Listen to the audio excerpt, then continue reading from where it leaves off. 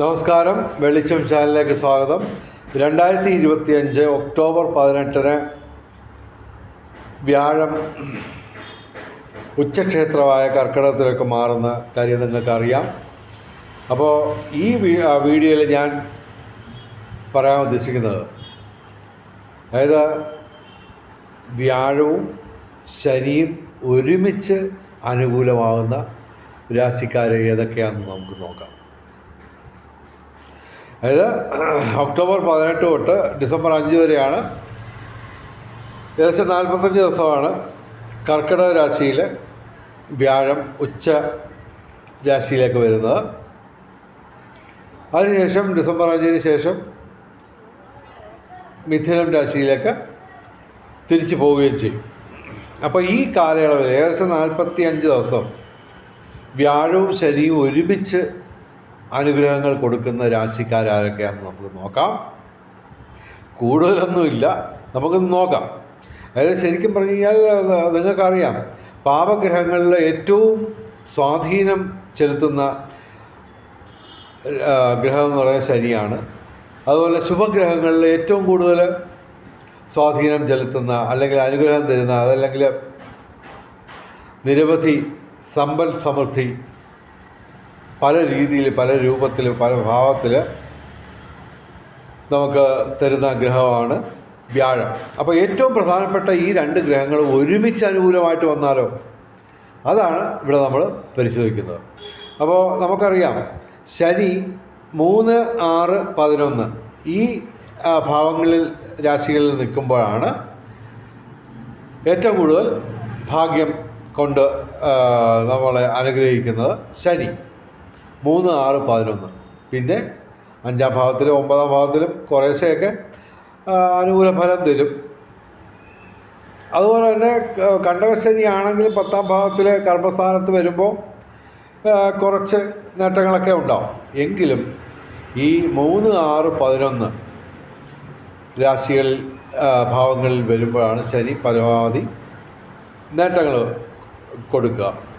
അതുപോലെ വ്യാഴം 2, 5, 7, 9, 11 ഇങ്ങനെ 5 രാശികളിൽ ഭാവങ്ങളിൽ നിൽക്കുമ്പോഴാണ് വ്യാഴം അനുകൂലമായിട്ട് വരുന്നത്, ഏറ്റവും കൂടുതൽ അനുഗ്രഹം കൊടുക്കുന്നത്. അപ്പോൾ ഇത് രണ്ടും കൂടെ ഒരുമിച്ച് ഏതൊക്കെ രാശികൾക്ക് അനുഗ്രഹം കൊടുക്കുന്നുണ്ട് എന്ന് നമുക്ക് നോക്കാം.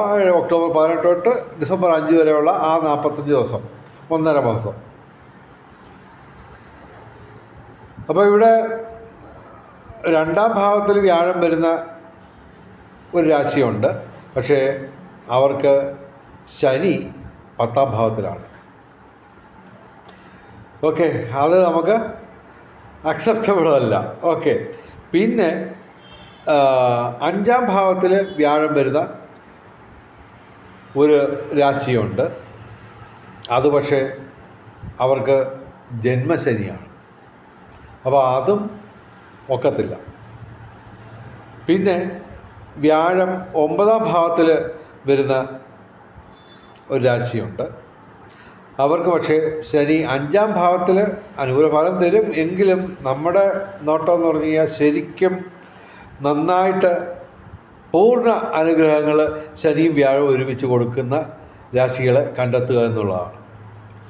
പിന്നെ 11-ാം ഭാവത്തിൽ ലാഭസ്ഥാനത്ത് വ്യാഴം വരുന്ന ഒരു രാശിയുണ്ട്. പക്ഷേ അവർക്ക് 7-ാം ഭാവത്തിലാണ് ശനി, പ്രതികൂലമാണ്. പക്ഷേ ഒരു രാശിയുണ്ട്, അവർക്ക് 3-ാം ഭാവത്തിൽ ശനി വരികയും 7-ാം ഭാവത്തിൽ അനുകൂലമായിട്ട് വ്യാഴം വരികയും ചെയ്യും. അപ്പോൾ 3-ൽ ശനി, 7-ൽ വ്യാഴം. അപ്പോൾ അത് ഏത് രാശിയാണെന്ന് നമുക്ക് നോക്കാം. അത് മാത്രമല്ല, ഈ രാശിക്കാർക്ക് ഈ പറഞ്ഞ ഈ 45 ദിവസം ഒക്ടോബർ 18 തൊട്ട് ഡിസംബർ 5 വരെയുള്ള ആ കാലഘട്ടം ഇവർക്ക് മറ്റ് പല ഗ്രഹങ്ങളും, പ്രധാനപ്പെട്ട ഗ്രഹങ്ങളും അനുകൂലമായിട്ട് വന്നു നിൽക്കും.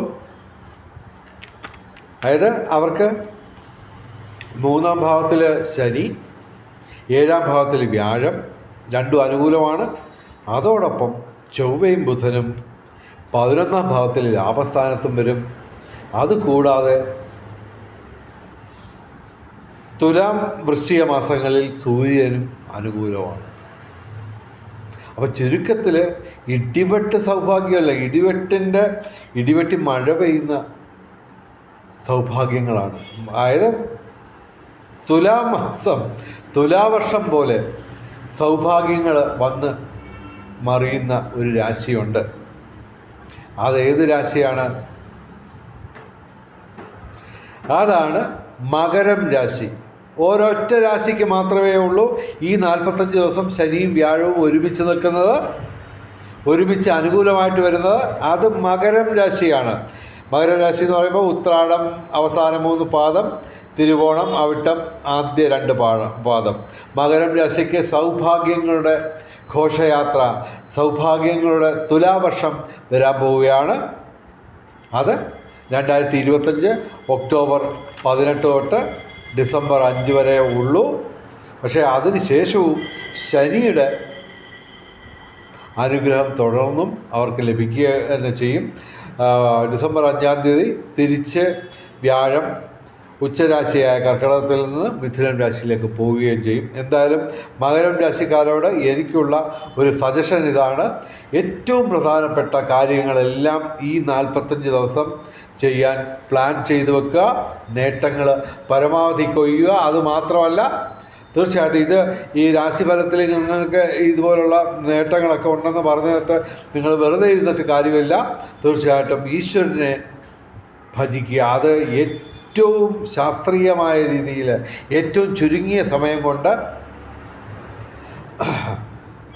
പരമാവധി നേട്ടങ്ങൾ കൊയ്യാൻ പറ്റുന്ന രീതിയിലുള്ള പ്രാർത്ഥനാ രീതികളും മറ്റും ഞാൻ എൻ്റെ ചാനലിൽ മറ്റ് പല വീഡിയോകളിലും പറഞ്ഞിട്ടുണ്ട്. അതൊക്കെ ദയവായി കാണുക. അതുകൂടാതെ മകരം രാശിക്കാർക്ക് ഇടിവെട്ട് സൗഭാഗ്യം എന്നും പറഞ്ഞൊരു വീഡിയോ വേറെ ചെയ്തിട്ടുണ്ട്, അതും കാണാൻ ശ്രമിക്കുക.